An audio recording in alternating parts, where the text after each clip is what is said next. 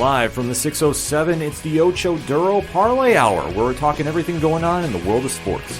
Join in the conversation on social media with the hashtag ODPH, because here we go.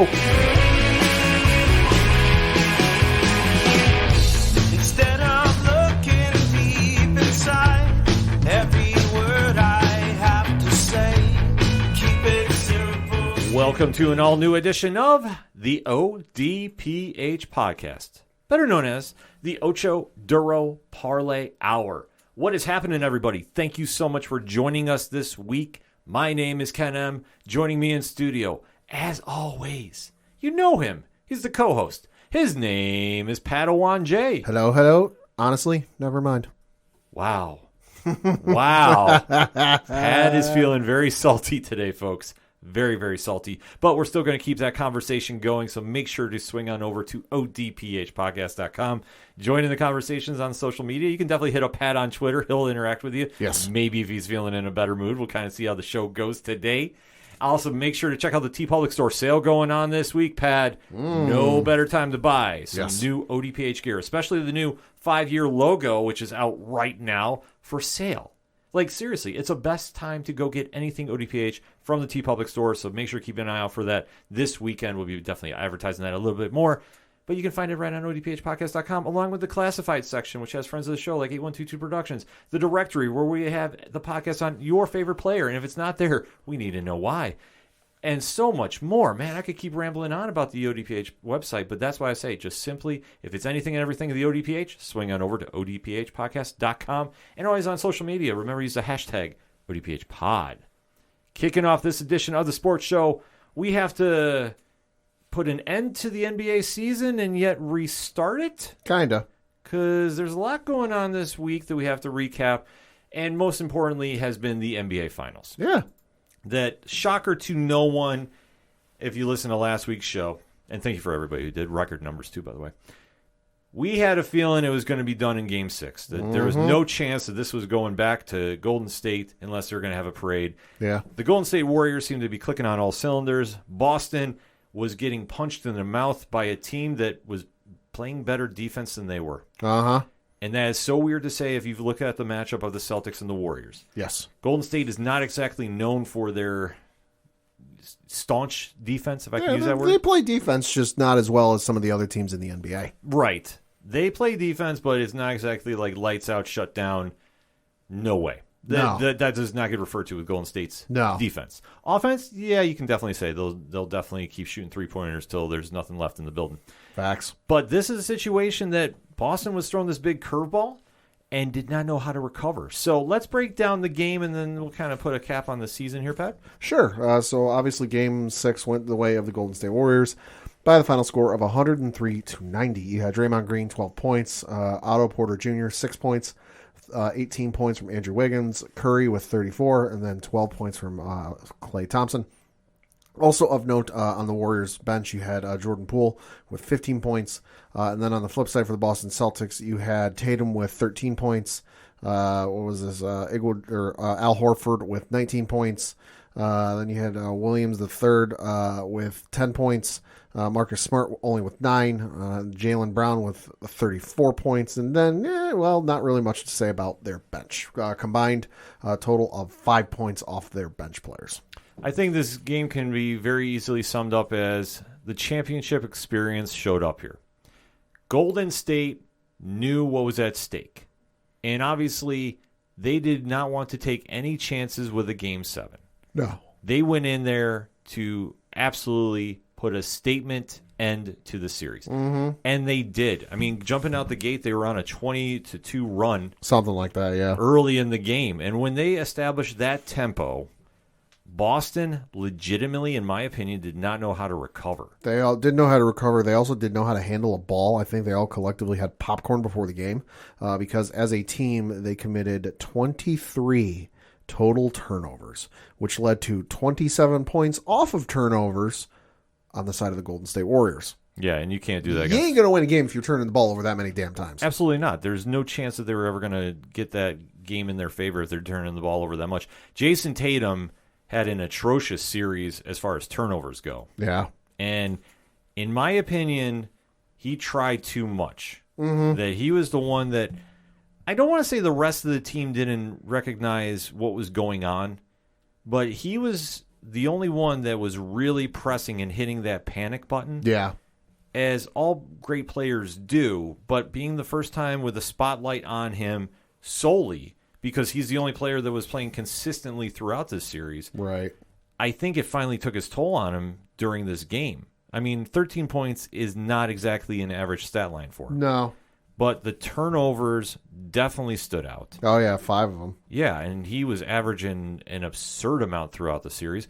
But you could definitely tell he was pressing, and he felt that he had put the team on his back to win. Right. This does work, and this does work. It doesn't work in some cases. And for what you're having here is a Golden State team that found the fountain of youth, that came back with a vengeance. Mm-hmm. Steph Curry bounced back from that atrocious game where he went 0 for 9 from the three-point line. Oh, yeah. 34 points. Yep. And to see Klay Thompson contribute, Andrew Wiggins. The story of the Golden State should be Andrew Wiggins and Jordan Poole. Oh, yeah. Because without them performing in this series, they don't win that chip. No. And this is something that I think a lot of Golden State fans need to realize. Your era of the Splash Brothers Incorporated is transitioning. Mm-hmm. Draymond is not the same Draymond of old. Klay Thompson is getting back to form, but how long is that going to last? Right. And then Steph Curry, listen, love him or hate him, he shows up for these games. Oh, yeah. And he'll give you everything. But when your role players put up the combined 33 points between them, between 18 and 15. Yep. And then you take a look at the Boston bench. We'll put up a combined 5 total points off their bench. Yes. And you can't rely on Al Horford at this stage to carry you through, even though he had 19. Yeah. This was a situation that Boston really got exposed. I mean, they had their one, and a lot of the guys on the Boston bench only played 1 minute, so, asterisk. But even still, you had their one point guard, White, who played 16 minutes, 2 points. Shit. I have almost no basketball skill. I can shoot a basketball at a hoop, but whether it goes in or not is honestly a 50-50 chance. Mm-hmm. I think I could play 16 minutes in an NBA game and probably get more than 2 points. Yeah, Derek White did not have a good game this round. No question about that. But the rest of the bench didn't, and even the role players that usually help out Boston did not. Marcus Smart, 9 points.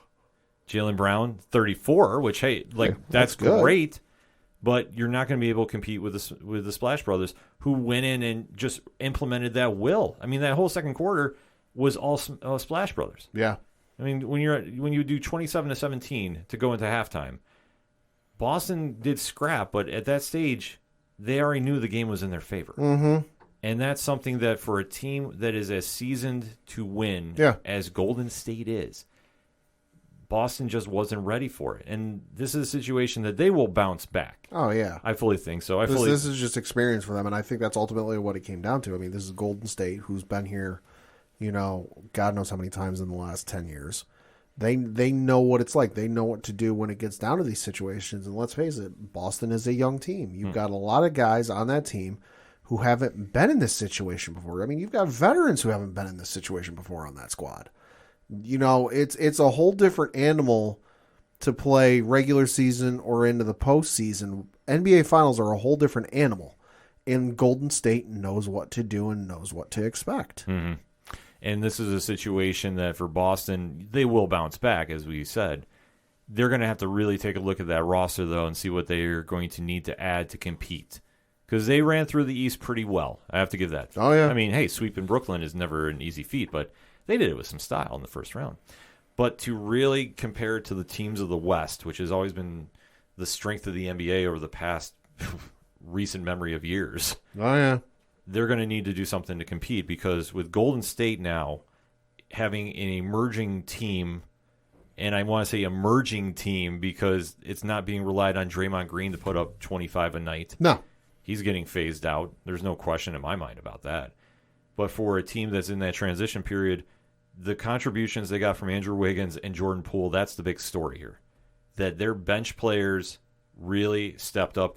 Andrew Wiggins has never looked this good in the NBA. Mm-hmm. No question in my mind about that. And obviously when they have to restructure some contracts and get some players signed, those two are going to be the ones you're going to have to watch in Golden State. But I think especially Wiggins, who's going to be taking over that role that Draymond had. Well, I mean, Draymond, I think, knows what his role is. That's primarily, it's the Dennis Rodman. It's the rebound type, which when you've got Curry and Thompson, and then you've got Poole, and you've got, all the other guys, why do I need to score? We need, if the other four guys on the floor are open for shots, ain't nobody going to be ready for a rebound. I need to get ready for the rebound. So, I mean, he played 42 minutes during the game, so I think he knows his role. I don't think you'll see him score many more than maybe 12, 15 points. Maybe an occasional 20 if Curry's got the night off and Thompson's having a off night, the shooting wise. But I think Draymond knows his role, and you're absolutely right. And I got to give a little credit to Klay Thompson's dad, what he tweeted out today. I have to agree with him. I think you got to give a ring to Minnesota. Oh, and my God. And to the Timberwolves. Klay Thompson's dad tweeting, and I'm paraphrasing. He said that the Minnesota Timberwolves absolutely deserve an NBA ring because they had an opportunity to draft both Curry and Thompson, and they passed on him. And then they traded away Andrew Wiggins before he really came into his own. Yeah, no, when he put that out, it's so true because remember that draft, they took Ricky Rubio over Steph Curry, if I'm reading right. They also took Johnny Flynn. Yeah. They took Johnny Flynn from Syracuse first. He's no longer in the league. Yeah, he's already out. He's long since out. And then they also took Ricky Rubio like 3 picks later. Mm-hmm. And then I remember Steph was falling to the Knicks until Golden State swooped in there to go get him. Because, I mean, how crazy would that have been if Steph Curry wound up being with the greatest franchise in NBA history? I digress, but for Golden State, just kind of put a cap on this part, they're looking like the team of old.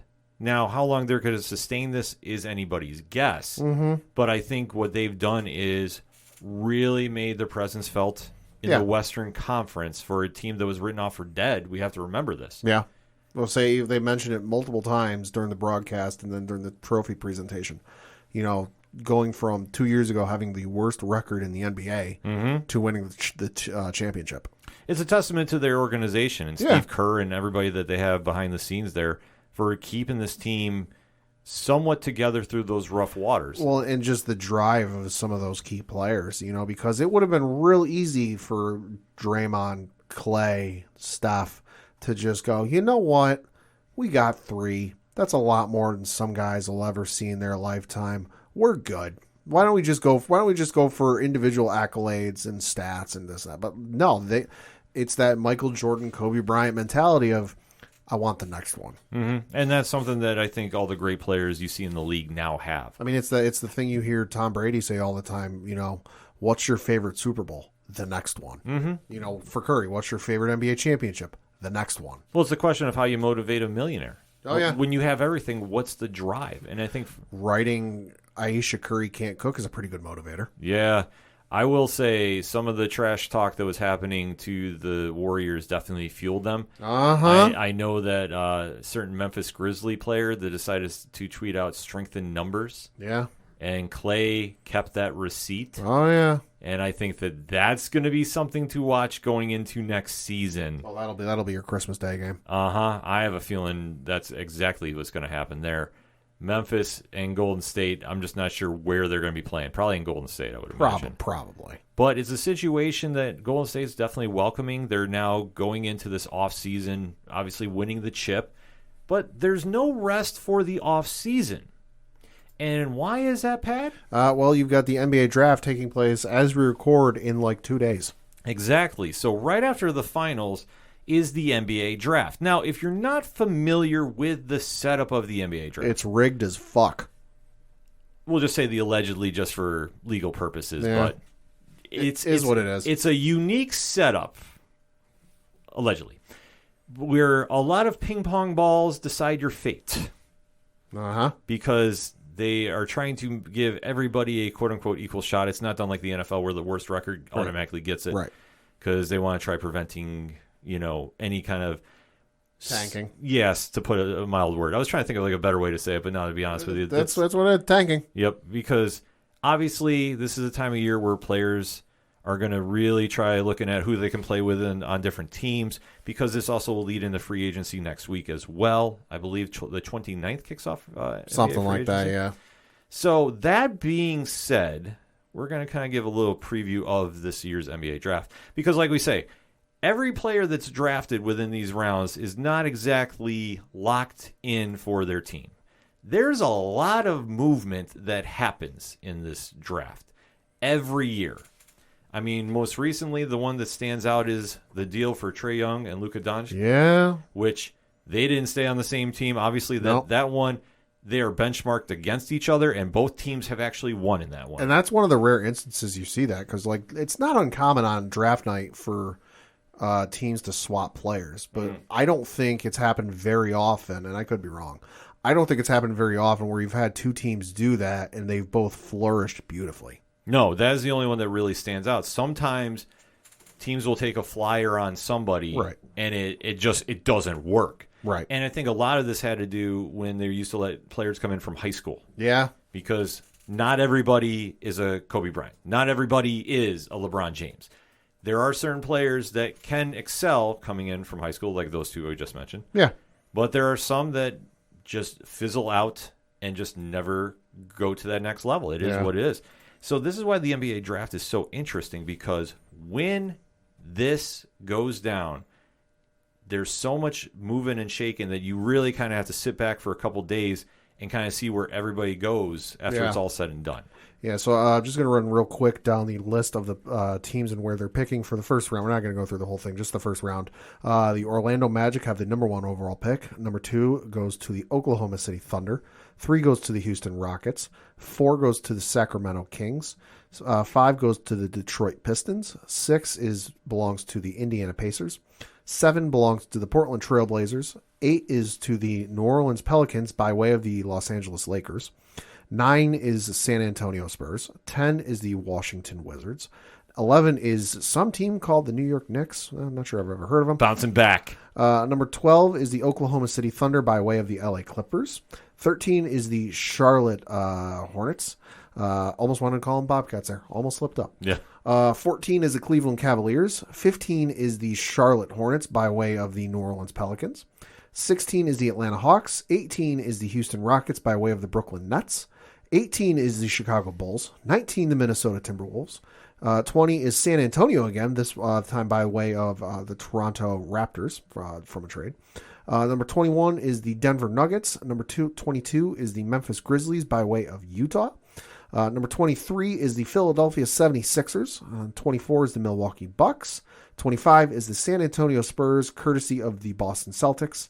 And 26 is the Dallas Mavericks. 27 is the Miami Heat. 28 is the Golden State Warriors. 29, the Memphis Grizzlies. And then rounding out the first round is Oklahoma City Thunder by way of the Phoenix Suns. Yes. So that being said, as it stands right now, that is your draft order. Mm-hmm. There is a lot of talk right now about one position in the draft that could get flip-flopped at any moment. Sure. And that is Sacramento at number 4. I've been reading a lot about that happening. Okay. I'm not saying it's a lock, but I'm saying that is the one to really keep your eyes on. I think the top 3 are pretty set. Mm-hmm. And I think depending on where you want to go look about the mock drafts, everybody is in consensus about these 3 players. Okay. And when I was putting this together too as well, I'm right there with them.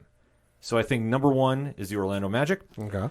And the projected number 1 pick is Jabari Smith from Auburn. Yeah, he's the small forward, power forward. Yeah, I think that that's a great fit for Orlando. Just over 19 years old. Mm-hmm.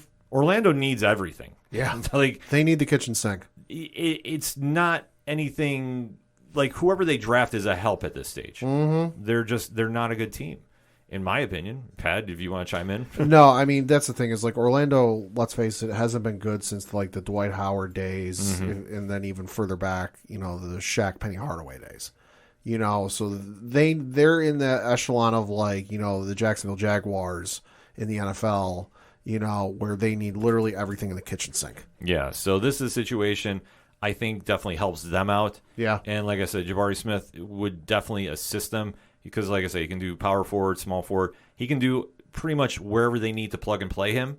And any step in the right direction for Orlando is good here. So we'll have to wait and see about that. But I think that's a consensus number 1 lock. Yeah. I don't think unless something crazy happens. Right. Number 2, Oklahoma City Thunder. So this is another team that Well, has some rebuilding to do, to put it mildly. Yeah, I mean, I'm looking at their depth chart, courtesy of the folks over at ESPN.com, seeing if I recognize anybody on this team, and, well, no, I don't. You know, obviously, gone are the days of the Kevin Durant, Russell Westbrook, James Harden, Serge Ibaka days, you know. They're sitting on a boatload of picks, and kudos to their general manager for that, you know, because holy shit, you got a lot. But again, you know, Oklahoma City Thunder to me is in that same boat as the Orlando Magic in that you need, well, literally everything. Mm-hmm. And it's a situation, too, where they're not expected to win right away. No. So a player can develop, and they will definitely take their time with it. It's not to say that they're going to be perennial losers, and I want to stress that out, but when you're not in a win mode now, I think that does give players in a draft, especially ones that are going to be a part of a big draft class, as Oklahoma City is going to have here. Right. I think that gives them a lot of time to really gel together, and then you can evaluate, or is this going to work, is this not? Right. And the pick that everybody's talking about here, and I think this is a great fit too, is Chet Holmgren from Gonzaga. Yeah. Power forward. Listen, I think they need a presence down low. I think he'll definitely work in that system. I think that for what Oklahoma City needs, it's a great start. Yeah, oh, yeah. And I think that he is somebody that if you give him enough time, he can develop into a very, very solid player. You just have to give him that time. Oh, yeah. And that's something that I think if he went to a bigger market team, I don't know if he'd have that luxury. No. But I really think that this is a great landing spot for him. So I'm going to say this is pretty much as safe a lock as we can have. Yeah, no, this is a great spot for him. I mean, he's 7 foot tall, listed at 195 pounds. You know, this is a great spot for him just because there won't be a big limelight on him. There won't be a big spotlight on him to win now, to do this. He'll give him time to come into his own, develop his game. You know, I think for Oklahoma City, it's smart to start defensively because if you just get offensive guys who really can't play defense, you ain't going to win a lot of games. You know, defense ultimately at the end of the day does help win a championship in the NBA. You know, 3-point shot be damned. You know, so I think if you give him time and if he ends up working out like they say he is defensively, you know, potential defensive player of the year candidate down the road if he develops right, that'll be a great foundation for Oklahoma City to build around. Completely agree with you there, Pat. I think this is a win-win for both teams. Or both player and team, I should say. Right. Next up, the Houston Rockets. Uh-huh. Man, you want to talk about a team fell from grace. Holy shit. So this one obviously is in a rebuild mode too. Yeah. Obviously coming off the James Harden divorce. Yeah. And still feeling the ramifications of that. Yeah. And, you know, they're not expected to really make a lot of moves right now. The only one, though, they did was kind of interesting is trading Christian Wood. Mm-hmm. He wound up going to Dallas. Okay. So Luka finally has some help. Yeah. Traded for some picks and some players. So this is a situation that Houston definitely is making some room. Yeah. Now, to say what they're going to do when the offseason opens, which officially I think we're leaning at the 29th, 30th range. Yeah, it's usually one of those like midnight, middle of the night type of deals where it kicks off. Yeah. Yeah, I don't think there's been like an official announcement yet, but we're looking around the 29th, 30th. This is a situation that Houston's, I think, going to try making some moves as much as they can do in this situation. Yeah, but mean, they're even starting to make some moves, it appears like, because according to sources at ESPN, the point guard John Wall has exercised his $47.4 million player option for this upcoming season, and then the sides are in talks to buy out if no trade is found.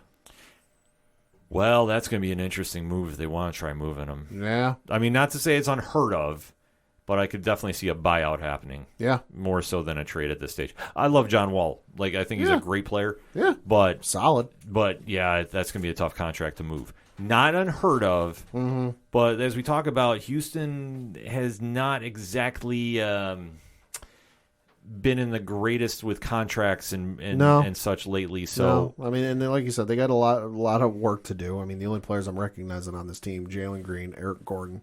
Past that, really couldn't tell you. Yeah, so they're going to definitely need a presence low.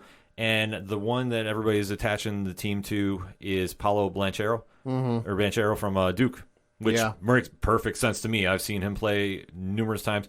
He's definitely ready for the NBA. Banchero is going to be somebody to keep an eye on and definitely can help this team grow. Yeah. I think they're going to be a little bit of ways, though, from making a serious playoff run, but step in the right direction with him. He'll give them some offense that they desperately need. And depending on what happens with John Wall, too, that if they can flip that into getting some more picks, if a team is willing to take that contract, that's the only thing with that. I mean, that kind of money can get flipped, but it's not exactly the easiest to do. It'll take some financial maneuvering. Yeah, there have to be multiple teams involved, I think, to really make that happen. But for Houston, Paulo is a great fit, and I think can definitely help out, especially their guard situation outside of John Wall. Not the worst, not the greatest, but at least he can give them a presence down low, and that's something they desperately need. Now things get interesting, Pat. Yes. Who has the number 4 pick?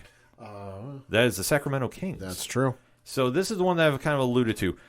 There is a lot of buzz going around that a team might trade up here. And with Sacramento, I don't know what they do here. Right. Because at the end of the day, it's Sacramento. And this could either really pan out, or if they really want to try doing something interesting, they could flip this pick and get a lot for it. Now, if you're the GM here, do you want to keep this position, Pat, or do you want to flip it? At this point, you got to try fucking anything. Like, I don't know what the hell Sacramento's going to do. Sacramento hasn't been able to figure shit out since Lord knows when. So at this point, you got to try anything. As Shaq infamously coined them, the Sacramento Queens. When's the last time they made a decent run? The early 2000s, maybe. The Mike Bibby days. It's been fucking forever. So you got to fucking try something. I don't know what the hell you're going to do. But it's going to be a miracle to get anything done. It's an interesting spot. And I think that if you're Sacramento, I would be making calls out to every team. And I would legitimately say, what do you want for this number 4 pick? And I think for any team that's looking for a guard, this is a situation that I could see a team trading into. Now, could this be where Oklahoma City tries doing something crazy with all their picks? Could be. Could this be a situation where you have somebody in like the 10 to 20 range try flipping back in? Yeah. It could be. It also could be a small situation that you could have like an Indiana try flipping in there. If they're sold on somebody, like that is the big question, is if somebody's really locked and loaded for a player at this position. Because like I say, the first 3 I think are locks. They're not going to go anywhere. That's pretty predictable, I guess we would say. But this is a situation that if you really want to get a guard, and the name that everybody's throwing around here at number 4 is Jaden Ivy from Purdue. Yep. Now that kid can shoot. And he could definitely give a team some offense that desperately needs some. For his 2021-2022 season in college, averaged 17.3 points per game, 4.9 rebounds per game, 3.1 assists per game, and then field goal percentage was 46%. Yeah, that's something for a team like Sacramento. It's a good foundation. It's a good foundation, and especially for a team where Sacramento could use him. I don't know if they're going to keep him and try flipping there, because it's one of those weird situations. It would make a lot of sense, but if they feel they can get something else, take the shot. I mean, this is almost a situation where they play with house money. Right. You can't really go wrong either way unless Ivy just can't play with the rest of your team. Right. And taking a look at their depth chart, Pad? Yeah, I mean, they've got, this is courtesy of ESPN.com, De'Aaron Fox listed as their starting point guard, Davion Mitchell listed as their starting shooting guard, Harrison Barnes listed as their starting small forward, Trey Lyles listed as their starting power forward, and then Domantas Sabonis listed as their starting center. I know they're pretty guard heavy recently with Fox and Mitchell. Right. So that would be the only question mark. But at this situation, what do you got to lose? I mean, you could always just draft him and then flip him for a pick down the road. Yeah, I mean, I think that would be the smart thing to do if I'm Sacramento. Take the shot. Because if you don't, you're kind of left in a situation, what are you going to do here unless you want to try to find a big man later? Right. Which is not unheard of. But if you can get somebody out of New York, maybe, the Knicks, I mean, they're kind of in the mix here too, because I could see them going for Ivy if he's here. And what you're going to try giving up for him, that's a whole different ball of wax too. But I digress. This is going to be the one position on the draft that I think we got to watch. Yeah. Because I think if they flip the number 4 pick, this could be a domino effect. Could be. And you could kind of see some teams getting a little nervous about who they're going to take and who they're not. It's a weird thing in the draft to say because we don't see this in football. Baseball is kind of a little different setup in that aspect. Baseball's like 800 rounds. Yeah, exactly. Hockey is the same thing too.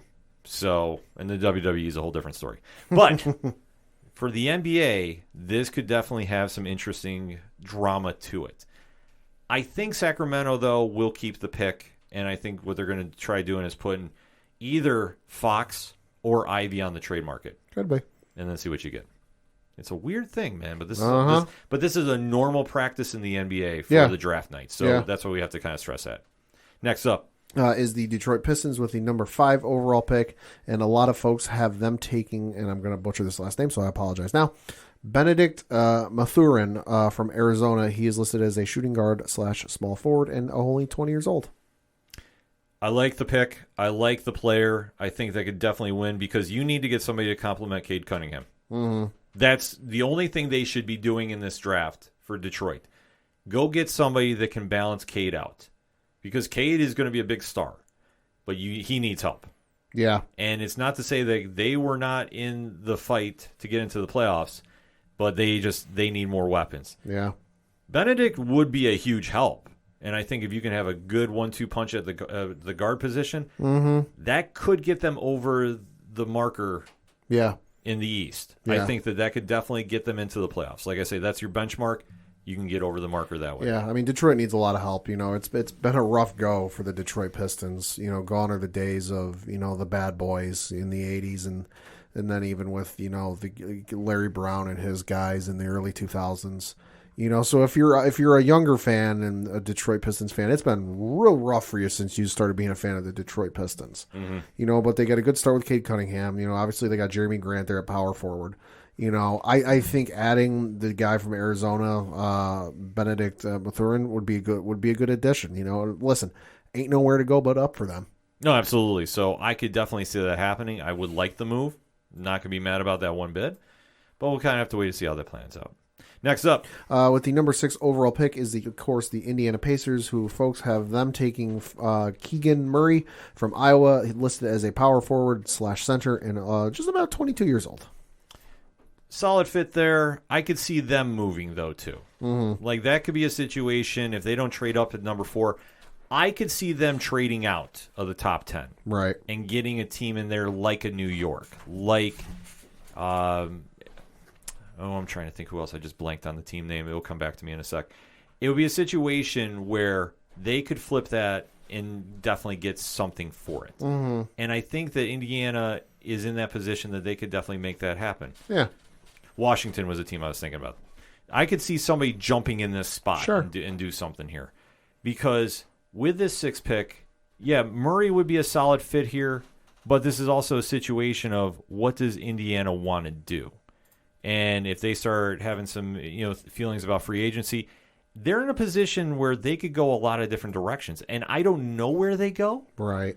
But it's a situation that they do have options, especially with teams that want to move up to that top 10 position. I mean, if they do end up taking him, because I'm just looking at stats here, so obviously he's listed. Murray is listed as a power forward / center. For his last season in college, he averaged 23.5 points per game. Good for 4th in the nation. 8.7 rebounds per game, 1.5 assists per game, and then a field goal percentage of 55.4. Over on the Indiana Pacers depth chart, as we currently record, their starting power forward is TJ Warren, and their starting center is Miles Turner. Looking at their stats, TJ Warren last season averaged 15.5 points per game, 3.5 rebounds per game, and 1.3 assists per game. So about the same rebounds and assists, but dwarfed in terms of points per game. And then Miles Turner, their center, 12.9 points per game last season, 7.1 rebounds per game, and then 1 assist per game. So dwarfed in points per game. He's got him beat in rebounds per game, but then obviously getting beat in the assist percentage there. So it's kind of pick your poison, pretty much. But Indiana will be in charge of their own destiny. Like I said, I could see them flip. Or with the Knicks, though, like I say, I know that there's a lot of talk that they might go and make a trade with Indiana. Mm-hmm. I'm not exactly sold on that as well. I think it's a lot of possibly wishful thinking. Yeah. So we'll kind of have to wait and see about what the Knicks wind up doing. That could be a whole mess. But, I mean, I wouldn't doubt them trying to maybe make a move up here unless they decide to go get maybe a certain player out of Indiana as well, too. It's one of those situations that you're hearing a lot of talk about the Knicks going to get this person, that person, and so on. So I don't want to put a lot of stock into it. There's only one name on the free agent market, quote unquote, and we will talk about that to close out this segment when we get down there because I got some feelings on that. Mm-hmm. So just to close it out with Indiana, it's anybody's guess who they want to go and take here. But Murray would be a solid pick, though, if they want to go get him. Next up, Pat. Is the number 7 overall pick who goes to the Portland Trailblazers, and folks have them taking Shaedon Sharpe from Kentucky, a shooting guard and only 19 years old. Well, I think the move makes sense. Yeah. I think that Portland is in an interesting situation because they now kind of have to realize what are we going to do with Damian Lillard. We'll say the proverbial clock is ticking. Yeah, because... And I ain't talking about Dame time clock. No. Well, kind of am. Dame time in this instance being how long he's going to be there for. Well, that's the whole thing. It's been rumored that they're going to be parting ways. But this has been lingering on for a little while now. And I think what Lillard is realizing is he's given everything he's got to that. He's kind of in the Matthew Stafford aspect of things. Yeah, he's given everything he's got to that team and that city. And if they're not going to build a winner to compete with the Lakers, the Golden State Warriors, the rebuilding Dallas Mavericks, what is he going to eventually do? Bye. Yeah. I mean, I hate saying it because I applaud his loyalty to this team. I applaud that he has literally been a player to show up every single night. In fact, if the Knicks were going to trade for anybody, go get Dame and give them whatever they want for him. That would be my pick, but we'll have to wait and see. But Sharpe will help fill that void, and definitely if he can learn anything sitting underneath Damian Lillard on the depth chart, that is a huge win for him too. So I think this move makes a lot of sense, and they're going to need something to compete with, especially if they decide to flip Lillard somewhere. I don't know how this is all going to play out in that drama situation, but I would say the pick is about as close to the lock as we get. Mm-hmm. Next up is the New Orleans Pelicans, who got this pick via the Los Angeles Lakers, and folks have them taking Dyson Daniels, who is coming by way of the G League Ignite, listed as a point guard / shooting guard, and just a little over 19 years old. Well, New Orleans is an interesting team, and I think the question is, could they go here and go get a point guard, or they want to go get a forward, because you still have to figure out what you're doing with Zion. Right. I think we all have to remember that, because that's not exactly a lock that he's staying. I think that there's a lot of smoke and mirrors concerning what he really wants to do. Right. I think that that's a situation that they're going to have to kind of think if he's definitely going to be staying around, or are they going to try moving somebody at this stage? Like, it's a weird thing with, when we have to start talking about max contracts coming up, especially for that rookie class. Right. And is he going to be in that consideration? Like, has this panned out to where they feel comfortable doing a max contract with him? Right. And just so, in case anyone doesn't know and never heard of the G League Ignite, because I'll admit I've never heard of it, from their Wikipedia page, it reads in part, quote, "The NBA G League Ignite is a developmental basketball team affiliated with the NBA G League. Based in Walnut Creek, California, the team was designed to play exhibition games outside the G League's traditional scheduling as part of a one-year developmental program for elite National Basketball Association prospects. Its roster is made up of both prospects and veteran players. Ignite was created on April 16th, 2020. So essentially what it is it's an alternative to college. So obviously the high school players can't just go from high school right into the NBA anymore. They've either got to go into college for 1 year or they've got to go overseas. This is another way for them to go about that road if they don't want to go into college. Yeah. So it's a smart thing too, especially. I love seeing how the G League is now sending players up. Yeah. I think that this is going to be something very interesting to see how this plays out in the draft. And like I say, it's a solid move for New Orleans, but I would also say I would think about maybe if you're going to be parting ways with Zion. Like, this is a situation I know maybe some certain fans don't want to hear, but let's be honest. You're going to have to start thinking, if he's not going to be here, we need to get somebody to replace him. And let's face it, Zion, do you think he's worth a max contract? At this point, no. I mean, he has not been on the court consistently enough, in my opinion, to warrant a max contract. Agreed. Does he have the potential to? Yes. But has he shown that potential yet? For me, no. Yeah, I fully agree about that. So, I mean, you have issues all season with whatever was it, ankles, legs, whatever the hell it was. Mm-hmm. And then you go right into the offseason, or like not the offseason hadn't even started, and he's running a camp for kids, which, hey, nice, good for you. Like, sure. Awesome to see. But he's doing windmill tomahawk dunks like it was fucking nothing. And I'm like, all right, wait a minute. 2 + 2 ain't adding up here. Yeah, so that's the storyline I'm watching more with New Orleans about this. So we'll have to wait and see. Mm-hmm. But that pick, I don't know if that's necessarily a lock. Like, I could see that happening, but yeah. I think ultimately whatever we'll see them decide here is going to dictate what they're going to do with Zion. Yep. So more drama for the draft. Uh-huh. Next up is the number 9 overall pick, and that goes to the San Antonio Spurs. And folks have them taking Jalen Duren from Memphis. He is listed as a center and 18 and a half years old. Solid move here. I mean, let's face it, the Spurs are not the Spurs of old. No. So whatever Popovich and company want to do here, I fully trust. Yeah. I mean, let's face it. We'll say they can't hurt the team anymore. I mean, definitely can go nowhere but up. Yes. I mean, looking at their depth chart. Yeah, they've got this, again, according to ESPN.com, they've got DeJounte Murray listed as their starting point guard, Joshua Primo listed as their starting shooting guard, Devin Vassell listed as their starting small forward, Keldon Johnson listed as their starting power forward, and then Jacob Podal listed as their starting center. So that being said, I think anybody here at this stage is a win. Yeah. And I trust the powers that be. The San Antonio Spurs have always drafted well. Oh, yeah. So I don't doubt them finding a diamond in the rough here. So we'll kind of have to see about that. Mm-hmm. Next up, for the round out the top 10. Yeah, it's number 10 with the Washington Wizards, and folks have them taking Johnny Davis from Wisconsin, who's listed as a point guard / shooting guard and just over 20 years old. So this one, I think, makes a lot of sense. I think for Washington, the drama you got to watch here is what's going to happen with Brantley Beal. Mm-hmm. Because he is another player that, should he stay or should he go now? Yeah. I don't know. I mean, you could very easily flip him for a lot of picks. Yes, and I think that would be smart for Washington to do. I think that if they wanted to move up in the draft and put Beal in a package deal, that could make a lot of sense. I think the move here, though, like they're going to just have to get somebody to generate some offense.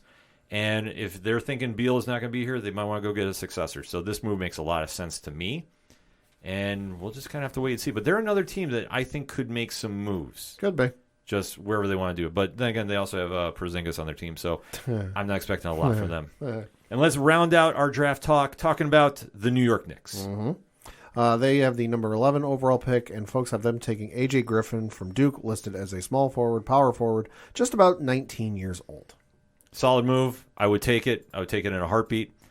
I just don't know what they're going to do here. Like, this is the one thing that scares me with this team, because obviously there is a name that is now circulating that is giving me nightmares that he is going to wind up coming to the team. Mm-hmm. And it's not Brogdon. I know that name has been in talk about the Knicks are going to acquire him. I wouldn't be mad about that, but then again, you're talking about, is he the right fit? I don't know. The player we're talking about, because the story has broken, is one Kyrie Irving. Yeah, this comes to us by way of Shams Charania of The Athletic, because he tweeted out the other day, quote, multiple sources tell The Athletic that conversations about Irving's future have gone stagnant between him and the Nets. An impasse currently exists among the parties that clears the way for the 7-time All-Star to consider the open marketplace, those sources said. The Lakers, Knicks, and Clippers are expected to be among the interested suitors if Irving heads elsewhere, multiple sources tell The Athletic. An article from NBC Sports goes on to say, quote, Irving has a $36.9 million player option for next season. If he wants to stay in Brooklyn but isn't getting the long-term offer he desires from the Nets, he could force their hand by opting in. Of course, they could trade him anywhere without his consent, but his unrelenting drama has drastically reduced his trade value, and he could nuke it completely by threatening to retire if dealt, close quote. So that being said, why the hell would the Knicks want to bring that drama which they have seen firsthand because, hey, It's in the same town. it's in the same damn town. You pick up the same newspapers. You can pick up the same social media, and you see the same thing about how he acts. I'm sorry, I just made the mic pop, but I'm sorry, I'm getting heated. You can't add him to this team. You can't. No. I don't care what he does on the court. It's the drama outside of this that will play the ultimate factor on this decision. Yeah. And if you want that headache coming to the Garden, because that's all it's been for Brooklyn, because let's face it, the experiment, which I am so thankful I was wrong about the first time, and I have admitted this, has failed. Why would you want to say, let's hit the reset button and bring him here? I'll say it's failed in general because you wanted both KD and Kyrie, and you wanted Zion. Zion ain't panned out. KD and Kyrie have won collectively one NBA playoff series in the 3 years they've been together. Now, admittedly, there was the first year that KD was out. Sure. But still, in the 2 years they played together, they've won one playoff series, which is not exactly what you want when you're paying them as much money as you are. Yeah, I fully admit I was wrong. I blame Coach Duffy. He's not here. I fully blame him. He's the one who talked me into it. No, but in all honesty, yeah, the experiment failed. We saw it firsthand between KD and Kyrie. Mm-hmm. And now it's a situation where Brooklyn, I will give them credit for this. I'm glad they're at a stalemate about this. Sure. I really am. Because I am too. this is smart for your team. You're taking control back from letting the inmates run the asylum. Which they have been for like the last 2 years. Exactly. Now, this might not be a popular decision to some, but let's face it. Getting him on the court with all his different dramas, plural. Do you really want that coming to a team that, well, let's face it, the Knicks are going to have to make some moves to really figure out what went wrong last year? Sure. I mean, statistically, he is a great player. He's got one of the most clutch shots in NBA Finals history. Let's not get it twisted. My issue with him is I would love to see him on the court as a player, but that's if he fucking shows up. Yeah. Because there's somebody on the NBA subreddit who did a little bit of legwork, and I got to give credit to them. That is user Legoon, and it's like with 4 or 5 O's, and they posted this just yesterday. The title of this reads, quote, "Since college, Kyrie Irving has been injured for 30% of his career and missed more than 50% of his games with the Brooklyn Nets. Notable information. Kyrie Irving has missed 314 out of 1,036 games since his freshman year at Duke University. Kyrie Irving has missed about 30.3% of all games he was supposed to play in since his freshman year at Duke University. 47% of Kyrie's missed games are due to shoulder issues, while 40% are due to knee issues. Kyrie Irving has played in about 130 out of a possible 246 games with the Brooklyn Nets, meaning he has missed roughly 47% of games while with the Brooklyn Nets. Kyrie Irving is eligible for a 4-year, $181.6 million extension." And he even goes, this user even goes further into like games played table. So his freshman year at Duke, he missed a total of 26 games. Reason for games missed, toe. 2012, when he was with Cleveland, he missed 15 games. That was because of a shoulder. 2013, he missed 23 games. That was because of a shoulder and finger. 2014, he missed 11 games. That was because of biceps and knee. 2015 was 14 games. That was because of a knee and shoulder. 2016 was still with Cleveland. 29 games because of a knee. 2017 was still final year with Cleveland. He missed 10 games because of a hamstring. And then in 2018, his first year with Boston, he missed 41 games because of a quad, shoulder, and knee injuries. 2019, 15 games because of a hip, knee, and thigh injury. First year with Brooklyn, missed 56 games because of a shoulder. 2021 missed 21 games because of his ankle, back, and his birthday bash. Yeah. Let's not forget he missed games because of his fucking birthday. And then obviously this year with Brooklyn, he missed 53 games because of, well, reasons. Yeah, so do you really want to bring that to your team? Not just saying the Knicks, but anybody. No. And that's the situation. You can't depend on the guy. When the guy's on the court, sure he can play. Sure he can ball out. But you cannot depend on this guy to be there because of what's going on in the world. And I'm not going to get political. I'm not going to get, preachy or get on my soapbox. If you know his story, you know what he's done. Yeah. But can you really trust this guy to wake up one morning in a key series? Let's just say it's late in the season. You know, pick a team, whatever it is, Western Conference, Eastern Conference. You need to win this game. You don't win this game, you're not going to make the playoffs. He opens his phone or he turns on the television, sees something going on and goes, "Oh, I can't play. I'm too distraught." Yeah. And all of a sudden, you've just lost your key piece for that game that night. And you missed the playoffs because of that. I mean, just let's face it. Look at his tenure. When he came in the league, he drafted to Cleveland, part of that rebuilding squad. They brought in LeBron, who got him to a championship, could have been the 1-2 punch and been a dynasty for years. And then he realized he couldn't play with LeBron. Reasons. And then he threw a hissy fit, left, and then turned around in Boston and said, "Oh, I'm sorry I treated you the way I did on my way out." Yeah. Like, that's the thing. He completely lied to, in my opinion, he lied to the Boston fans. Gave the whole nonsense, I'm not leaving, I'm staying here, blah, blah, blah, blah, blah. Looked at a young child in the face. Yep. And said, "Are you going to leave like LeBron?" "Nah, I'm never leaving." Yeah. And then the following offseason, he went right to Brooklyn with KD. And that's been just nothing but drama there. So if you're the Knicks and you want that media circus, you're going to go get him. I think the powers that be, like Leon Rose and Thibodeau, are screaming no. Unless they get overridden by Dolan, which... It's possible. It's possible, and that's the only thing that scares me. I don't see him coming there. I don't see him going to L.A. as long as LeBron is there. There's no way he can go to L.A. because L.A. is currently sitting on the headache that is Russell Westbrook's contract.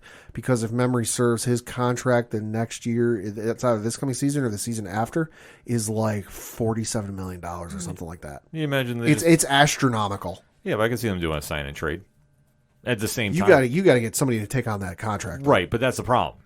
But I'm sure some third team would get involved. But at the same time, you couldn't play with LeBron the first time around. How are you going to do it now? You can't. No. You'll have a honeymoon phase of a season, and then it'll go downhill from there. Westbrook is entering the final year of his 5-year deal that he originally signed with the fucking Oklahoma City Thunder.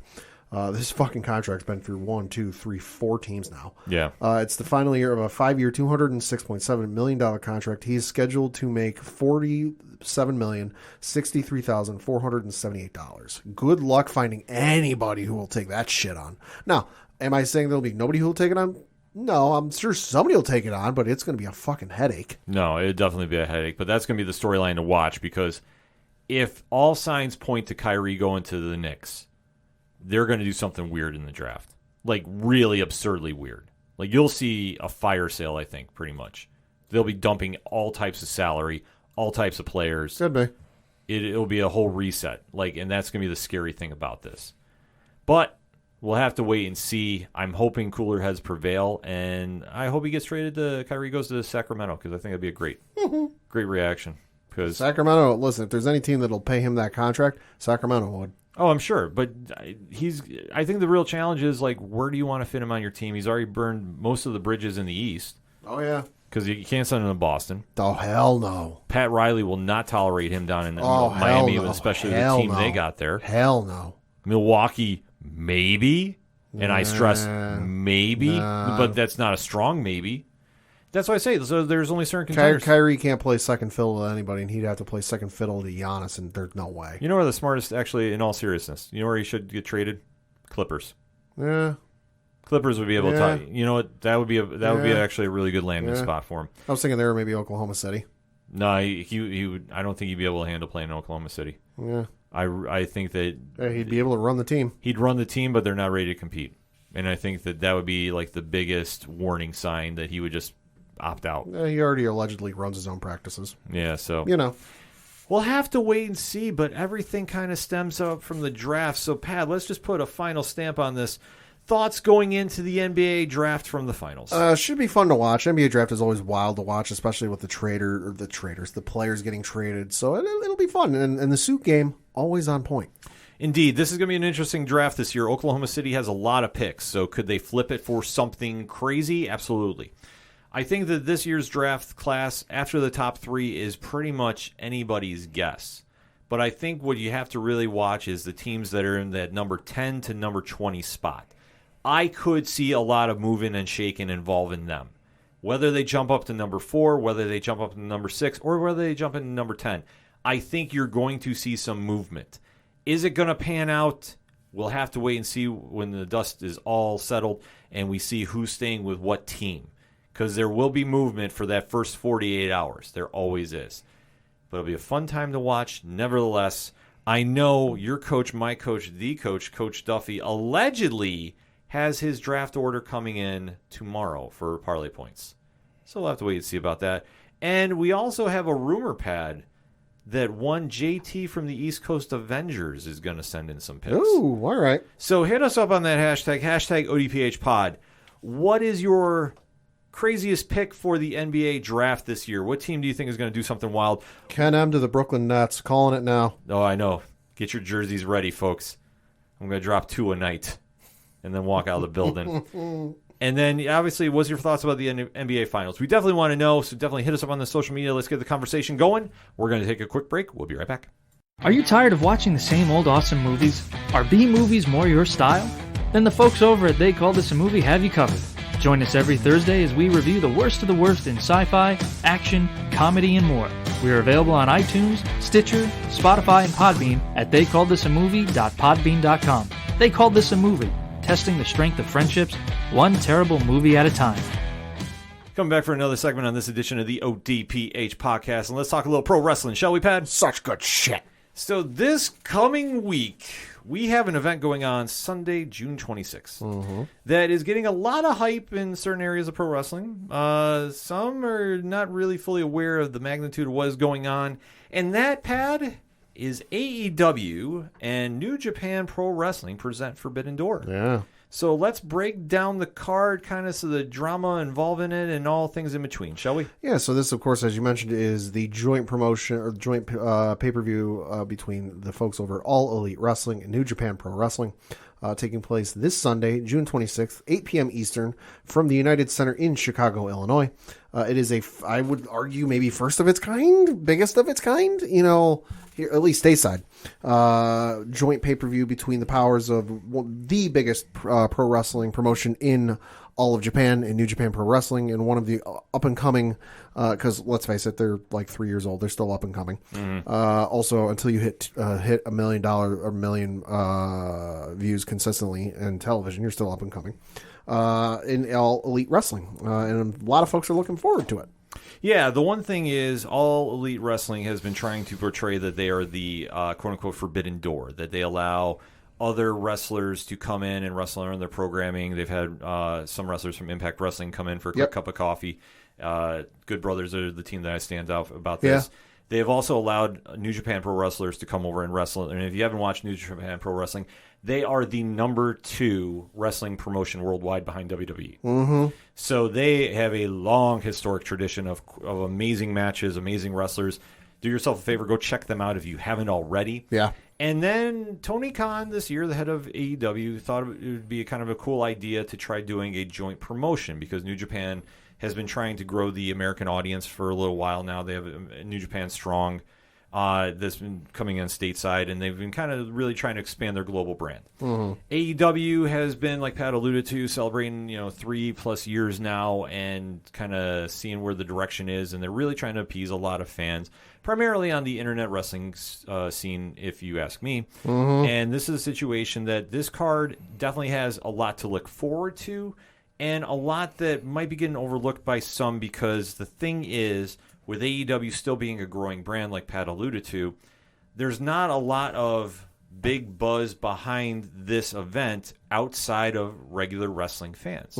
So to get everybody to tune in for $50 this Sunday, what's the selling point? And that's what we're going to be talking about here. Yeah. So let's break down the card, kind of give you our thoughts, and go from there. Yeah, so the first matchup we're going to talk about is a 3-way tag match for the ROH World Tag Team Championship and the IWGP Tag Team Championship. And the teams you have participating are FTR in Dax Harwood and Cash Wheeler versus the United Empire, that is Great O'Khan and Jeff Cobb.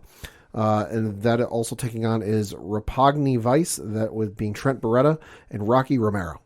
So this match is kind of a little bit shuffled from what we thought it was going to be. I'm happily okay with the switching of how Sure. this match is set up. Because the one thing is, if you haven't been following AEW lately, Tony Khan is also about the Ring of Honor franchise. Right. So what the future of that promotion is very much still up in the air. To be determined. Yeah, so they do still have their champions, though. Jonathan Gresham is still their world champion. Samoa Joe is their television champion. And FTR are their tag team champions. Yep. Now, when this card was put together, they were kind of plug and playing a lot of the wrestlers together. Mm-hmm. On AEW television, Trent Beretta is not exactly friends with FTR. Right. FTR are still, as we say, heels. Uh-huh. But this is kind of the friend of my friend, or a friend of my enemy is my friend. So it's kind of like a weird thing that I know I kind of butchered that statement, but you get my point. Yeah. So when they decided to plug in the IWGP Tag Team Champions, the Great O'Khan and Jeff Cobb, who are freaking awesome, into the storyline, we thought maybe there would be more people from their United Empire faction from New Japan Pro Wrestling. They decided to make this just a straight-up three-way dance for the tag team titles. I love this match. I think this might be the match of the night, in my opinion. Mm-hmm. FTR is the best tag team going right now. It's debatable. I mean, you can throw a couple names in there, but there's no other team hotter on the indie scene right now or in pro wrestling than FTR. So that said, I am taking FTR to win this. I know it's a winner-take-all belts, and to see them go over to New Japan I think would be very, very cool. Yeah, I think it's going to end up being FTR just because of the prospects and kind of the fun you can have with sending FTR over to New Japan. And the benefit it would have for both companies, would pay dividends. Absolutely. I think that this would be a huge win, and if you can kind of keep this feud going a little bit, I think it'd be great. Or even if you had Great O'Khan and Jeff Cobb win, because they just won the IWGP tag titles, over in New Japan Dominion, which is like their number 2 pay-per-view event outside of Wrestle Kingdom just a couple weeks ago. I think that would work too, as long as you can continue that feud between FTR and the United Empire. So I will say, though, for this match, I fully think FTR is walking out with the belts. Somebody from Roppongi Vice is getting pinned. Probably. I'm just going to call that right now. Probably. But I'll go with FTR. Next up is in a singles matchup for the AEW Women's World Championship, and you have Thunder Rosa defending her belt against Toni Storm. So this is an interesting match. This is going to be just all AEW. Yep. There is not a women's division in New Japan Pro Wrestling. And this match has a lot of implications going on with it. One thing that I think every single AEW fan and pro wrestling fan has been very critical of how the AEW Women's Championship has been is Thunder Rosa has not gotten a lot of time to really run with the belt. Nope. And make a statement, even though her climb to the title has been fantastic. And finally getting that win over Britt Baker, who has been the franchise face of the AEW Women's Division, was a huge moment. Granted, it was a little kind of weird how we got there because it was like a match at a pay-per-view. She lost, and then they did the rematch, and that's where Thunder Rosa finally won. So now I think the powers that be at AEW have been finally listening and have now put Thunder Rosa into a program where she's on TV now defending the belt and kind of getting some time to run with it. Toni Storm obviously is a big free agent that they did sign from WWE when she was released. This match is going to be great. I fully think, though, Thunder Rosa is going to win. I think that I could be surprised and Toni Storm wins, but this is how I unfortunately think this is playing out. I think Thunder Rosa is going to win, and I think that they are eventually going to wind up doing something where Britt Baker gets back to the title match. Probably. I'm fearing it's going to be at the Minnesota event that they're running, the Quake by the Lake, which was just announced in a pay-per-view. Great name. Or not pay-per-view, but a press release. Yeah, I mean, they always try doing kind of names like this when they travel, and this is going to be a big event too. I wouldn't doubt that they do the match there, if not at All Out, which is coming up in Labor Day weekend for AEW. So that being said, I think it's going to be a great match. This could be match of the night too if they get enough time to wrestle, and I'm going to take Thunder Rosa in the win. I'm going to say Thunder Rosa as well because reasons. Okay. Next up is a singles matchup for the IWGP United States Heavyweight Championship, and you've got champion Will Ospreay defending his belt against freshly squeezed Orange Cassidy.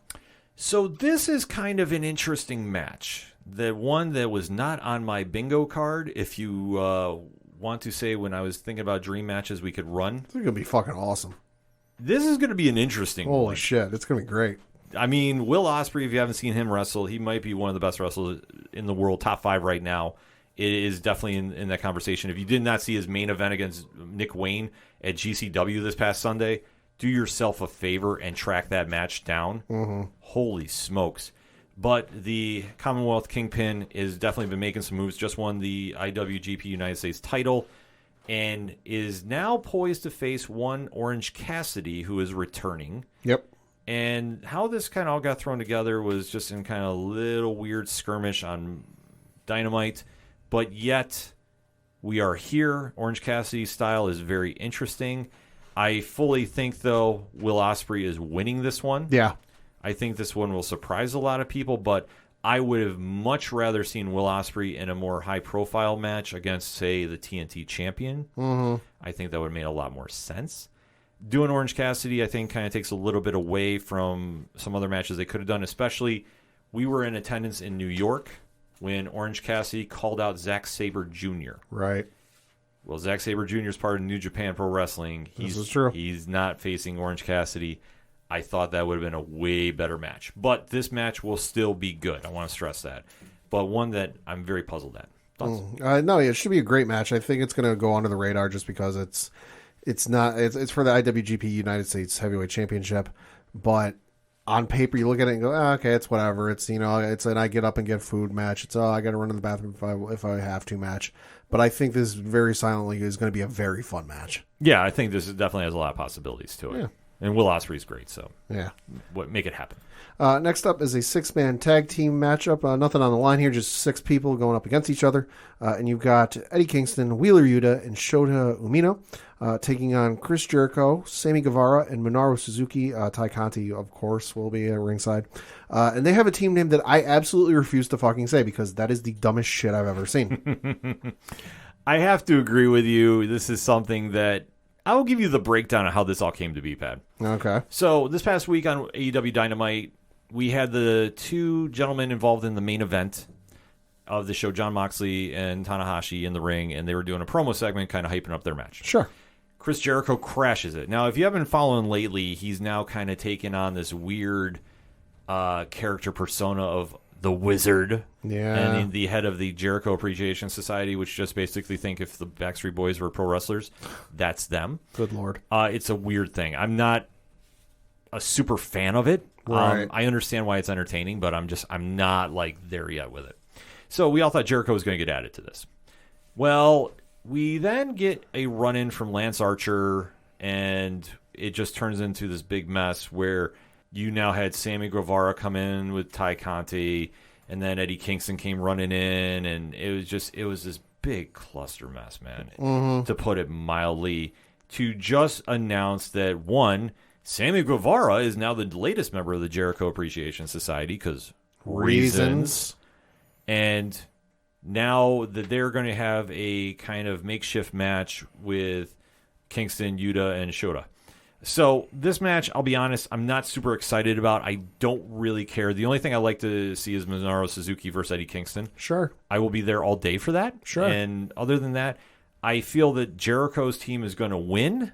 I don't have a lot of expectations for this one, to be honest with you. It sounds like you should set your bar real low for this one. Yeah, I'm sorry. At this stage, like, I love Eddie Kingston. He's great. Yuta and Shota is going to be put on a great show. And Suzuki is always on point. But I just think for like overall reasons behind this, there's no storyline in. It's just going to kind of be thrown together. And, I'm not the biggest Sammy Guevara fan. Two-thirds of the participants in this match will be real into it and really trying to put on a good match. The other third, well, we'll see. Yeah, so I'm going in with a low expectation, but I'm going to say Chris Jericho's team is going to win because he's Chris Jericho. Enough said. Sextuple knockout. Everybody loses. Next up is a 4-way match for the inaugural AEW All-Atlantic Championship, where you've got Pac taking on Tomohiro Ishii, and then also Malachi Black or Penta Oscuro. Am I reading this right? Yep, it'll be Malachi Black. Oh, okay, so yeah, Pac versus Miro versus either Malachi Black or Penta versus Tomohiro Ishii. Okay, there we go. Yeah, so what they decided to do is randomly, because why? Reasons. AEW has now announced a new title belt, the All-Atlantic Championship, which I don't honestly understand why. Do you really need it? No, you don't. They have way too many titles, especially if you include everybody from ROH. The more you complain about your competition, the more you become like them. I know. It's a mess. Count the belts. It's an absolute mess. Main roster belts, not NXT. Yeah, going on with this. So that being said, you are going to have Ishii come in representing New Japan Pro Wrestling. They've had a tournament where they've had wrestlers from all over the world compete. So that's how you have Pac coming in, Miro. They're going to have a match between Malachi Black and Penta this Wednesday, but mark my words, Malachi Black is walking out of this, and we'll just say for reasons and leave it at that. So that being said, we're going to have a very cool four-way going on for this. I fully am banking Malachi Black walks out of here with the belt. I could see them giving it to Pac, but I don't really get why. For a faction that is now taking up a lot of steam, they're getting a lot of good internet buzz, and rightfully so. The House of Black needs a title. Yeah. If you don't give it to them, I don't get what you're going to wind up doing with them. They're just wasting time. So that said, this is Malachi Black's match to lose. I would be very surprised if somebody else won. Yeah. Because they could give it to Miro, but then again, why? He just came back out of nowhere. I don't think the crowd is really behind him yet in that aspect because his gimmick is still. Look at me, I'm great. It's weird. I'm sorry. The promos, I don't personally get, but I'm like, okay, whatever. But this is Malachi's to lose, in my opinion. So if he doesn't win this one, I'm probably gonna have a few things to say on Twitter about it. So mark the tape for that. Yeah, I will not be happy about this if Malachi doesn't go new. I don't think it'll be Ishii, although that'd be really cool to see a swerve like that. But outside that, I really don't care. Pac, he's a good wrestler, don't care. Miro, absolutely don't care. Malachi Black, don't care. Penta, I like him in the tag team with Phoenix. Yeah, but in the singles, don't really care. So whatever. Main event is going to be for the singles matchup for the interim AEW World Championship, and it is going to be Jon Moxley taking on Hiroshi Tanahashi. So this is kind of an interesting setup because we have to go back and do a little quick recap. Sure. CM Punk won the AEW World title at Double or Nothing. Yep. Unfortunately, he suffered a foot injury. Required surgery. He's out. It was the week from hell because there was 4 or 5 other wrestlers that week, big wrestlers in the major federations that all got hurt. Mm-hmm. So that being said, AEW came up with this quick remedy about getting a world title idea going. Confused the fuck out of everybody, but hey, we got there in the end. Yeah, because Jon Moxley was going to take on the winner of a battle royal, who turned out to be Kyle O'Reilly. The winner of that match that night, it was going to face the winner of a match from New Japan Dominion, which Tanahashi was involved in. Yep. And lo and behold, we're finally here, because originally it was going to be Punk versus Tanahashi. Which on paper, real good. Oh, on paper is really good. So this match will be very good. Oh, yeah. But the question becomes then, who is going to win? Because the winner is going to be the AEW World Champion. Well, interim, because CM Punk's not going to have the belt off. We don't have a timetable when he's coming back. We just know he had surgery, and then that's what's going to be. Right. So that being said, it's an interesting setup. I talked about this in Blogs Count Anywhere on Parlay Points on ODPHpodcast.com. What happens with both scenarios? Mm-hmm. If Tanahashi wins, he takes the belt back to New Japan Pro Wrestling. It's gone. How is the AEW fans who complain about Brock Lesnar disappearing with a title for numerous months at a time going to handle with their belt not being defended on TV? Also, are they going to try spinning that the AEW TNT title is now of equal value? And then that's going to be the replacement until they decide what they're going to figure out to do with Punk and Tanahashi? Because I know Tanahashi did throw it out there that Punk could face him at Wrestle Kingdom in New Japan, which would be huge. I don't think people realize how big that would be if Punk went over there. So that's one scenario that could play out. The other one, which I fear they're going to do, is Moxley is going to win. And it's nothing against Moxley, but hear me out. He is now part of this face faction, the Blackpool Combat Club. Right. Bryan Danielson, Wheeler Yuta, William Regal. Yep. So he wins the belt. He's basically waiting for Punk to come back. Mm-hmm. Punk, we don't know the timetable, so I want to stress this is going to be for a few months. Yeah. You can keep the belt on Moxley and in that faction, and then the storyline becomes when Punk comes back, he has to fight back for his title. It's supposed to be for an interim, immediate title match, but let's say they pull shenanigans.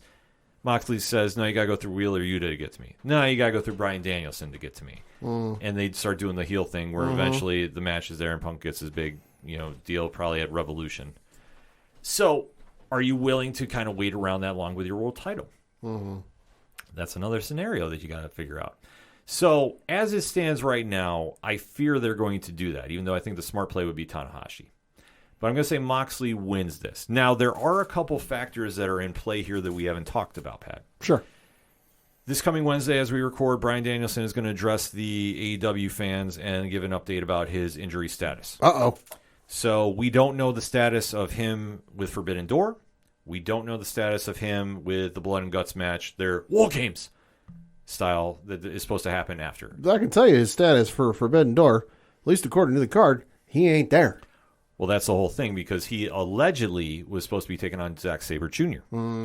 Now, they did not make that match official. Could ZSJ show up on Dynamite and call him out and kind of force him? There's still time. There's still time, and that would make sense. And then, like I said, that would be the two best technical wrestlers, not named John Gresham, in a match that you can watch this year. Yeah. I would love him for add Gresham in there just for reasons, but my God, I don't think they're going to do that. I'm just thinking about if Gresham was added in there, so I needed a moment. He is so damn good if you haven't seen him. Whew. So that being said, you have that match that could get added. Yeah. Or they might want to do something there. The other match that everybody hasn't talked about is Jay White, the IWGP World Champion. Right. Did come out on Dynamite and was talking to Hangman Adam Page, who challenged Okada, but obviously Okada was defeated by Jay White at New Japan Dominion. Right. So that match kind of went up in smoke. Page came out and was saying he'll take on Jay White. Adam Cole came out and interrupted, and Adam Cole decided to say, no, you're not going to get the match. We're going to do this whole Undisputed Elite versus Bullet Club because reasons. And Jay White came out, took out Adam Page, and basically said, you're not getting the title shot. And Cole, you're not getting it either. I'm picking out my opponent. So that all said, I think what they're doing there is they're kind of buying another week to find out what Kenny Omega is doing. Right. Because obviously Kenny Omega has a long history with New Japan Pro Wrestling. It would make a lot of sense for him to be on this card. Kenny has been out recovering from injuries, so we don't know his status. Right. But if they wanted to add him to the card, and obviously They against could. Jay White, they could. So that's why I say there are a couple wrestlers that are going to get added into the mix here. Right. I just don't know how that's going to shape up, but that could also affect the main event because if they do something like Moxley wins, I would not doubt immediately that Adam Cole doesn't challenge him for the belt. To have the heel faction have the belt. Right. And then they can wait till Punk comes back, and then you have Cole versus Punk, and then you can go from there with that. So there are some storylines that are going to be playing out that we'll have to watch AEW Dynamite and Rampage this week to kind of figure out how everything shapes up. So, Pad, that being said, we know it's been well documented. You're not the biggest AEW fan, to say the least. Yep. How do you feel about this card on paper, just looking at it, outside looking in? Meh. Okay. Meh. I mean, the tag team matchup looks good. But I've seen Jeff Cobb in person. I have not seen FTR in person, and I haven't seen Trent Barretta or Rocky Romero in person. But I've heard good things about them. That should be good. The women's match should be decent. Will Ospreay versus Orange Cassidy should be fucking amazing. The tag team matchup is a fucking travesty and an absolute joke. Sorry, no offense to Eddie Kingston, Wheeler Yuta, or Shota Umino, or the great Monaro Suzuki. Chris Jericho, Sammy Guevara, and Ty Conti can all fuck off. The Fatal 4-Way is an absolute clusterfuck that I just don't give two shits about. And then the main event should be good on paper, but what the fuck you do with it, I have no goddamn idea. On paper, I'm going to say Tanahashi because, well, fuck, at some point, New Japan's got to get a win out of this goddamn thing. Otherwise, they're getting shafted just for AEW to put themselves over. So barring them putting another matchup in there where a New Japan person can win, I think you got to have Tanahashi win the main event just because, listen, Punk versus Tanahashi would be fucking amazing. You don't need to have an immediate match for that. You can let that build. Have them do it at Wrestle Kingdom or something. Really put over Wrestle Kingdom and further the relationship between AEW and New Japan. But overall, Like they're like for what it was billed as is it's the forbidden door. It's matchups you never thought you'd see, but you're finally getting to see dream matches.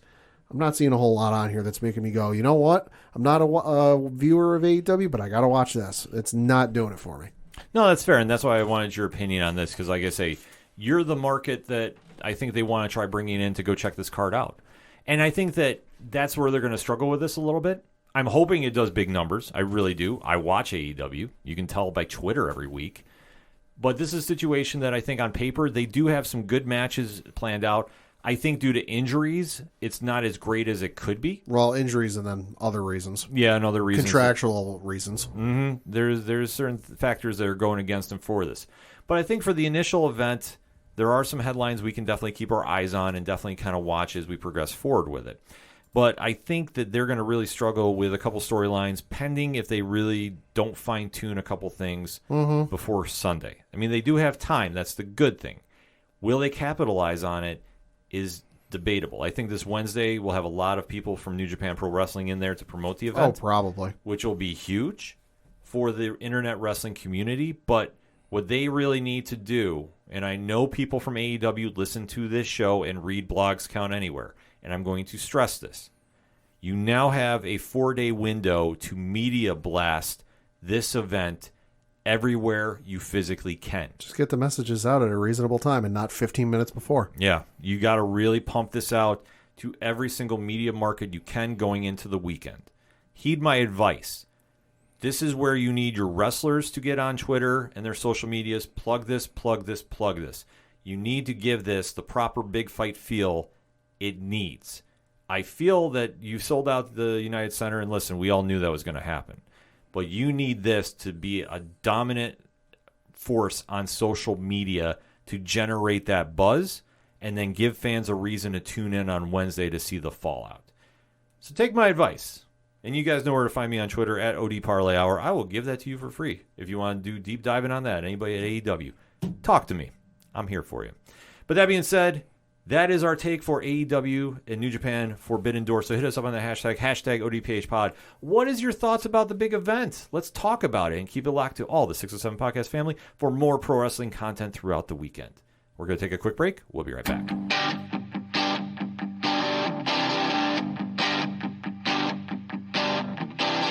This is Tom from Tom Joe Lou, This is Matt from Sideroom Sounds. and you're listening to ODPH Podcast. Wanna go where no one knows my name, to the desert, the oceans, or the plains. 'Cause I wanna... Coming back for the final segment on this edition of the ODPH Podcast. Pad, what you got? Kind of talk a little local minute, looking at the Binghamton Rumble Ponies from their last week of action for their series against the Bowie. I believe they're called the Bay Sox. They had their game on Tuesday where they lost by the final score of 9-0. Had a doubleheader on Wednesday where they won the first game, final score of 13-1. Lost the second game by the final score of 4-0. Came back on Thursday, lost by the final score of 7-6. Lost again on Friday by the final score of 9-8. Won on Saturday, final score of 8-5, and then won on Sunday by the final score of 8-4. They start this week with a series against the Reading Fightin' Phils. This Tuesday game is of note because the one, the only, the Cy Young Award winner, the World Series champion, Max Scherzer. Who? Yeah, exactly. Is in town to make a scheduled rehab start for Binghamton. Also, is the making a rehab start is the catcher for the New York Mets, James McCann. Good luck good luck finding a ticket for this damn thing because it is a sold out event, standing room only. Literally, like Good for them. Literally, like went to the website because I'd heard some reports that it was sold out, but nothing from the official social media of the Rumble Ponies. But when I went to the website and tried to look for hypothetically buy a ticket, literally the only spot left was in like the party deck area they have at the stadium, which is like standing room only. So hey, good for them. That game is taking place as we record. It was for 6:35 p.m. Eastern on Tuesday. They can have a game on Wednesday, the 22nd, also 6:35 p.m. Eastern. Should note the Wednesday game is $1 Dog Day. Great, always a great promotion. Can't go wrong with that. Absolutely not. The 23rd is also a 6:35 p.m. start time. The 24th is a 7:05 start time, and should note that is Pride Night, so definitely show out for that. Saturday, the 25th, is a 6:35 p.m. Eastern start time. That is Stud Muffins 2.0 night. Oh, God. Return of the Muffin. I know they're going to be wearing Stud Muffin hats, Stud Muffin uniforms, because for those who don't know, when the baseball team started here locally, it was called the Binghamton Mets because they were the affiliate of the New York Mets. Then they decided to go through a rebrand, had some folks in the area come up with some team names. They picked, it was like 5 or 6 of them. I forget how many. One of the ones that made the final cut were the Stud Muffins. They were my pick to win the whole goddamn thing, but obviously they didn't. They became known as the Rumble Ponies. But one night a year, they do become the Stud Muffins. So this that is taking place this Saturday at 6:35 p.m. Eastern, and it is titled Return of the Muffin. And then finally, to close out the homestand, they have a game on Sunday at 1:05 p.m. Eastern, and that is belated Father's Day celebration. So not quite sure what's going on with that, but hey, if you forgot to give your father something for Father's Day, well, there's another opportunity to. More information, tickets, and all that good stuff, bingrp.com. Minor League Baseball at its finest, folks. Switching over to the major leagues, the All-Star ballot for the 2022 All-Star game, which is taking place in Los Angeles, the Dodgers specifically, if I'm not mistaken, has opened, and we got our first look at who's leading the positions in the American League and National League. Not going to go through and read every single, all 5 players, but just kind of like the number one vote getters at each position for the American League. Leading at first base for the American League from the Toronto Blue Jays, Vladimir Guerrero Jr. Leading at second base from the Houston Asterisks, Jose Altuve. And if you're voting for him, fuck you. Leading at third base from the Boston Red Sox, Rafael Devers. Leading at shortstop from the Toronto Blue Jays, Bo Bichette. And then leading in the outfield, obviously it's the top 3 guys get in there. Aaron Judge of the New York Shocker Yankees. to no one. Number 2 is Mike Trout of the Angels. And then number 3 is George Springer of the Toronto Blue Jays. And then for catcher, you have Alejandro Kirk from the Toronto Blue Jays in the number 1 spot. And then leading a designated hitter from the Houston Asterisks, Yordan Alvarez. And if you're voting for him, fuck you. Over on the National League side, leading at first base is from the St. Louis Cardinals is Paul Goldschmidt. Second base is Jazz Chisholm Hall Jr. from the Miami Marlins. Leading at third base from the San Diego Padres, Manny Machado. Leading at shortstop from the LA Dodgers, Trey Turner. And then in the outfield, first place is Mookie Betts from the LA Dodgers.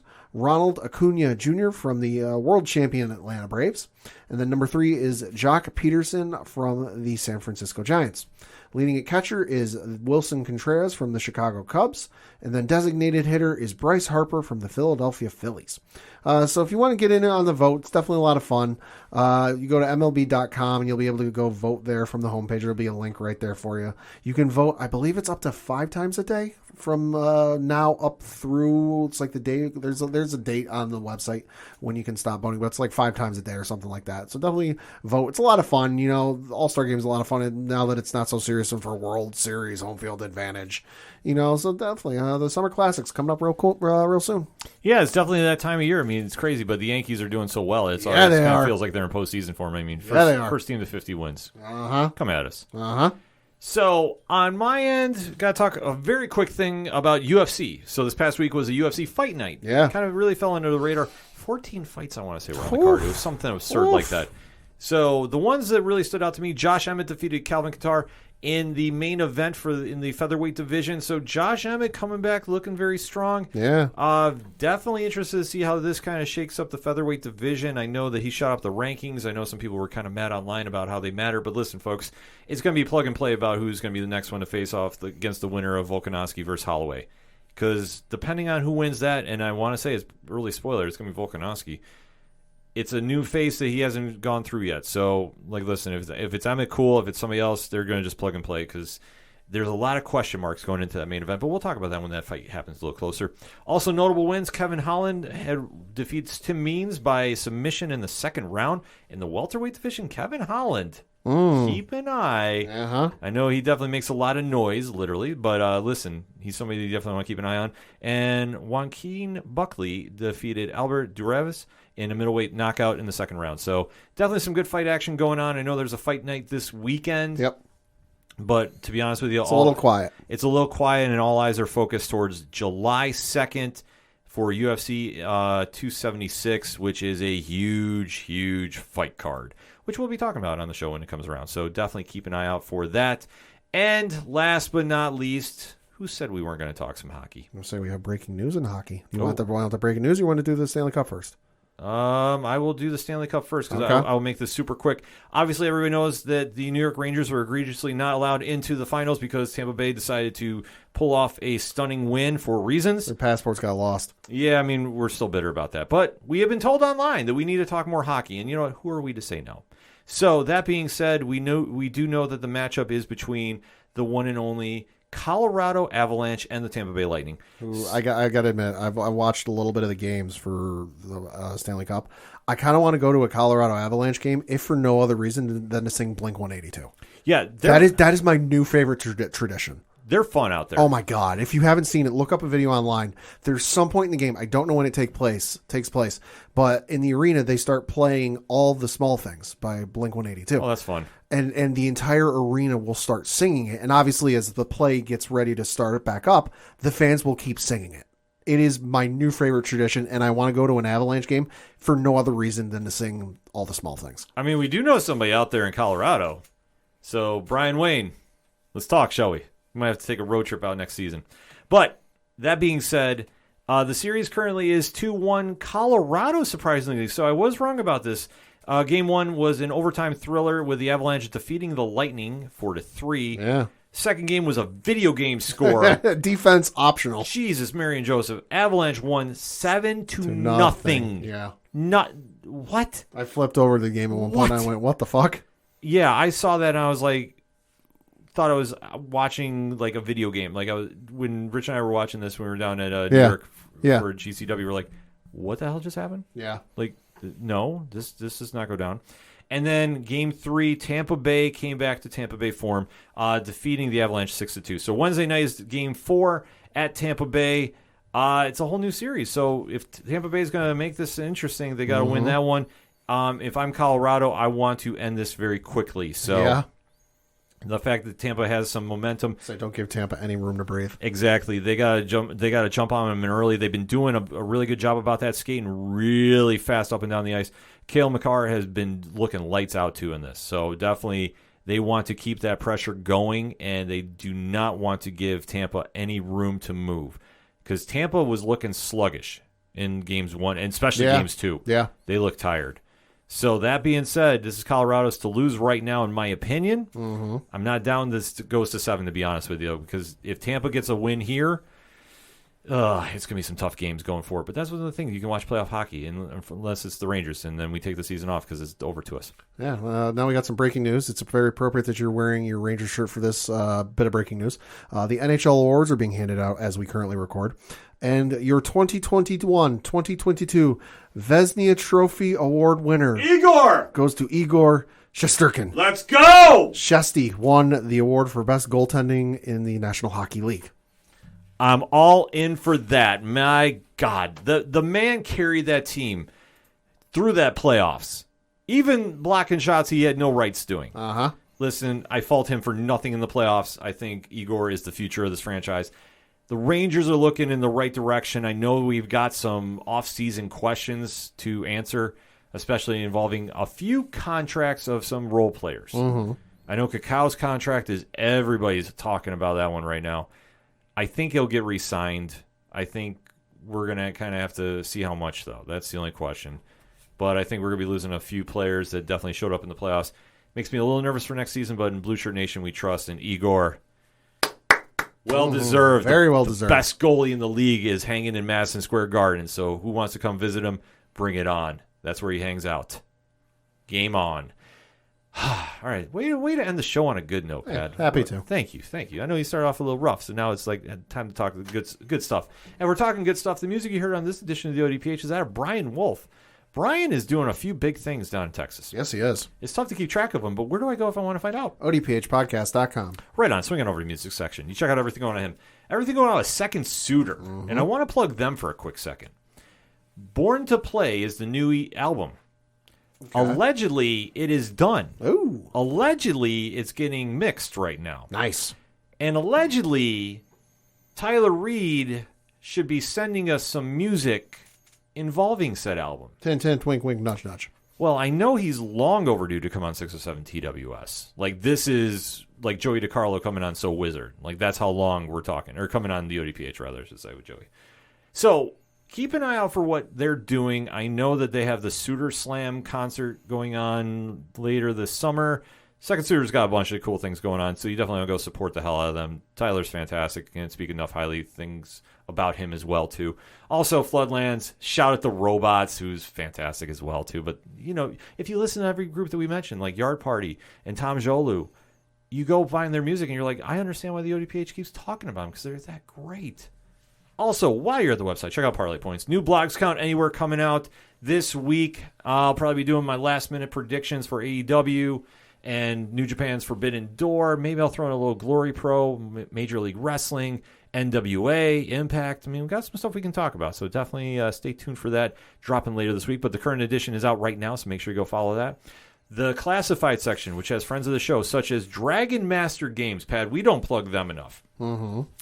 They're kind of like our second home away from the studio, and Ricky and Dawn and everybody over there obviously house the 8122 Productions team over there, and they've been more than gracious about letting us come over and hang out with them and do events there as well with Rich, you know, and the whole team there. So we want to make sure we plug them.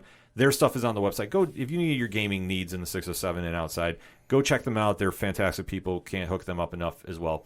But also at the Classifieds, we also have organizational links supporting Black Lives Matter, all the amazing pod groups we're in via their Podchaser pages. And we have 8122 Productions and 607 Podcasts in there. So, of course, shout out to our guys, Rich Ron, Mike C., and the one and only Diesel, who broke down A Bronx Tale this week. Wow. I love that movie. It's a good movie. They took that suggestion from a patron. So if you're signed up, you can help dictate a show. So $1 gets you in the door, $3 gets you a comfy seat at the table. Anything else is involving Diesel, and I do not want to be held liable. So we just keep it there. But also, while you're at the website, check out the directory, which, Pat, how many providers are we on now? 62,721.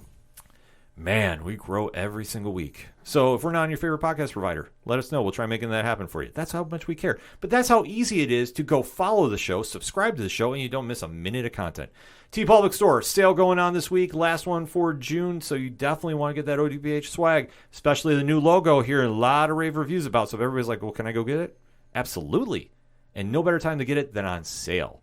That's why I say, get it for sale price. Any support to the show is always greatly appreciated. So I don't care if you pay full price. I don't care if you pay half price. It means the world to us that everybody's rocking it like Stu was doing this weekend. Seeing him take social media pictures of that Parlay Club shirt. Shout out to you, sir. But all that and anything and everything that is the ODPH can be found at ODPHpodcast.com. That's all I got for this week, Pat. So for the one and only Padawan J. Fuck the Astros. I'm your host, Ken M. In Igor we trust. In Igor I believe. And as always, thank you for listening to the ODPH podcast, better known as the Ocho Duro Parlay Hour. We'll see you next time.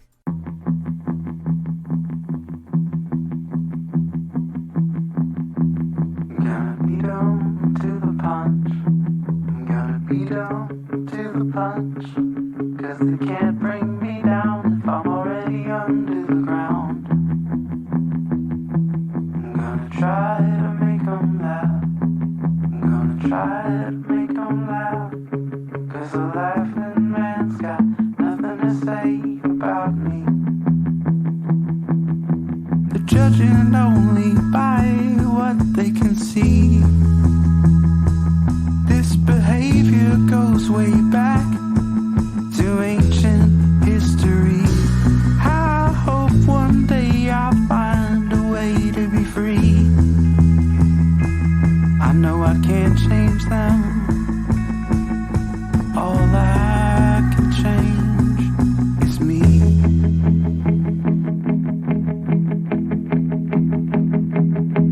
I'm gonna stick to the master plan. Once I come up with a master plan, it's hard.